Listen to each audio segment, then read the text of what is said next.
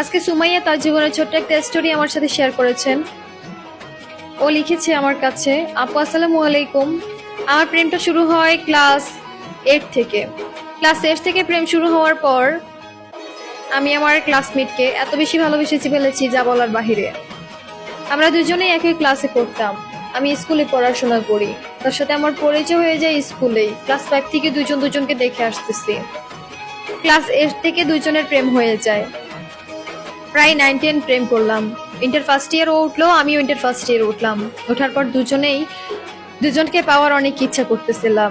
এরই মধ্যে আমার বাবা মা জানতে পারছে যে আমরা দুজন দুজনকে ভালোবাসছি। তার পরবর্তীতে আমার বাবা আমাকে অনেক মারধর করছে। আমার মা তার মাথার উপর একটা হাত দিয়ে আমাকে বলতেছে, তুই আমাকে কথা দিয়ে ওই ছেলেকে ভুলে যাবি। তারপর আমি মার মুখের দিকে কান্না করতে করতে বলতেছি, মা যাও, আমি তোমাকে কথা দিচ্ছি আমি তাকে ভুলে যাব। মাকে আমি একটা কথাই বলছি, মা যদি তুমি আমাকে এটা বলে বাধ্য করে যদি আমাকে করাইতে পারো বা তুমি যদি সুখে থাকো, তাহলে আমি তোমার সুখের জন্য আমি এটুকু করব। বাধ্য হয়ে সেই প্রেমিককে আমি ভুলে গেলাম। প্রেমিককে ভুলে যাওয়ার পর বাবা মায়ের সাথে বিন্দাস ভালোই আছি।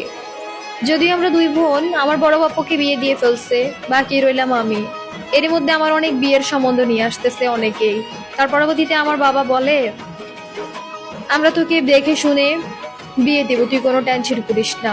তার পরবর্তীতে আমার মা বলে, আমার বোনের ছেলের কাছে যদি তোকে বিয়ে দেই কেমন হয়। আমি বলতেছি, খালাতো ভাইয়ের কাছে আমি বিয়ে বসবো। তারপর বলতেছে, তোর কি কোনো অসুবিধা আছে। তারপর আমি বলতেছি, আমার কোনো অসুবিধা নাই। যদি আমার অসুবিধাই থাকে তাহলে তুমি তো ঠিকই আমার হাতটা তোমার মাথার উপর নিয়ে শপথ করাইবা অনেক কিছু। আমার কোনো সমস্যা নাই, তোমাদের যাহা মন চাই তোমরা তাহা করো। তার পরবর্তীতে আমার খালাতো ভাইয়ের সাথে আমার বিয়েটা ঠিক করলো। বিয়েটা ঠিক করার পর আমি আমার মার কাছে একটা কথাই বলতেছি, মা তোমাদের কাছে আমার একটা আবদার। আমার বিয়ের 1 মাস আগে আমি ওর সাথে কথা বলতে চাই, 1 মাস ওর সাথে আমি প্রেম করতে চাই। প্লিজ এইটুকু অন্তত দাও। তোমাদের কথা তো আমি প্রতি পদে পদেই রাখি, এবার না হয় আমার কথাটুকু তোমরা একটু রাখো। তার পরবর্তীতে মা বলতেছে সমস্যা নাই। এর পরবর্তীতে আমি আমার খালাতো ভাইয়ের সাথে ফেসবুকে অ্যাড হলাম, টিকটকে অ্যাড হলাম, অ্যান্ড হোয়াটসঅ্যাপে অ্যাড হলাম। সবকিছুতে অ্যাড হওয়ার পর তার সাথে আমি কথাবার্তা বলতেছিলাম। কথাবার্তা বলতে বলতে আমার কাছে মনে হচ্ছে ভালোই, খারাপ না। এবং আমার খালাতো ভাই প্রবাসে থাকতো, আমার সাথে কথা বলতেছে, এরই মাঝে বিদেশ থেকে চলে আসছে। তাই ভাবলাম তার সাথে একটু ঘোরাফেরা করি, এবং তার সাথে আমি ঘোরাফেরাও করতেছি। এরই মাঝে একদিন তার সাথে আমি একটা জায়গায় ঘুরতে গিয়েছিলাম। তখন সেখানে সে আমাকে বলতেছে সে ওয়াশরুমে যাবে। তারপর আমি বললাম ঠিক আছে যাও। তারপর আমি বললাম তোমার মোবাইলটা আমাকে দিয়ে যাবা। সে বলতেছে কেন।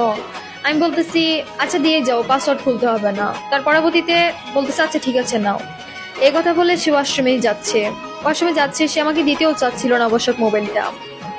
তার পরবর্তীতে আমি চুপ করে বসে আছি। এর মাঝে তার একটা কল আসছে। কল আসার পর আমি কলটা রিসিভ করে ফেলেছি। রিসিভ করে ফেলার পর আমি বুঝতেছিলাম যে এটা একটা মেয়ে। মেয়েটা বলতেছে আমি তোমার এক্স বলতেছিলাম।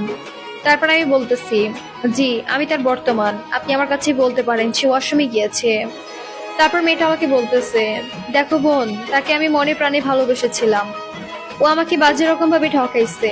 আমাকে একটা কথাই বলে, ও এরকম অনেক রিলেশনশিপ করছে, দিন শেষে ও ভুলেও গিয়েছে। বোন তুমি দেখে শুনে তাকে বিয়ে কইরো। এই কথাটা শোনার পর জানার পর আমার কাছে অনেক বেশি খারাপ লাগছে। আমার কাছে মনে হলো না, ছেলেটা ভালো না। তার পরবর্তীতে আমি আমার মাকে সবকিছুই বললাম। মা বলতেছে আমরা ডিসিশন ফাইনাল করছি, তোকে এখানেই বিয়েটা করতে হবে।